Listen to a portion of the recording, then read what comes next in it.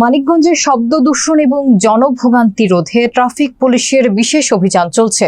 বৃহস্পতিবার সকাল 10:30 শহরের গুরুত্বপূর্ণ এলাকায় এই অভিযান পরিচালিত হয়। বিস্তারিত দেখুন মোবারক হোসেনের প্রতিবেদনে। পুলিশ সুপার মোসাম্মদ ইয়াসমিন খাতুনের নির্দেশনায় ও টিআই মোহাম্মদ আব্দুল হামিদ খানের তত্ত্বাবধানে এই কার্যক্রম পরিচালিত হচ্ছে।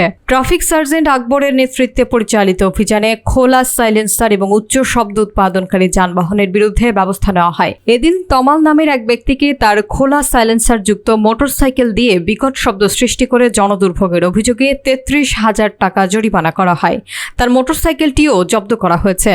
এ পর্যন্ত মোট 17টি মোটরসাইকেলের বিরুদ্ধে ব্যবস্থা নেওয়া হয়েছে এবং অতিরিক্ত সংযোজনকৃত সাইলেন্সার অপসারণ করা হয়েছে। জরিমানাগুলো বাংলাদেশ সড়ক পরিবহন আইন 2018 এবং পরিবেশ অধিদপ্তরের নির্দেশনার ভিত্তিতে কার্যকর করা হয়। পুলিশ সুপার বলেন, জনদুর্ভোগ সৃষ্টি করলে কাউকে ছাড় দেওয়া হবে না। ট্রাফিক বিভাগ জানিয়েছে, শব্দ দূষণ রোধে এই ধরনের অভিযান নিয়মিত চলবে। 4-5 মাস যাবৎ এই হলার গাড়িগুলো ধরার জন্য চেষ্টা করতেছি।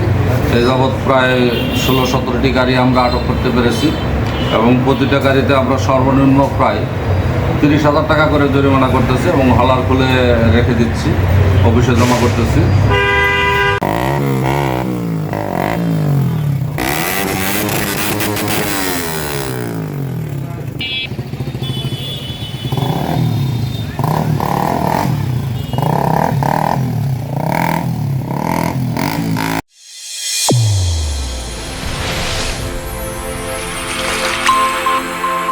চ্যানেল A1 হৃদয় রেসপন্স।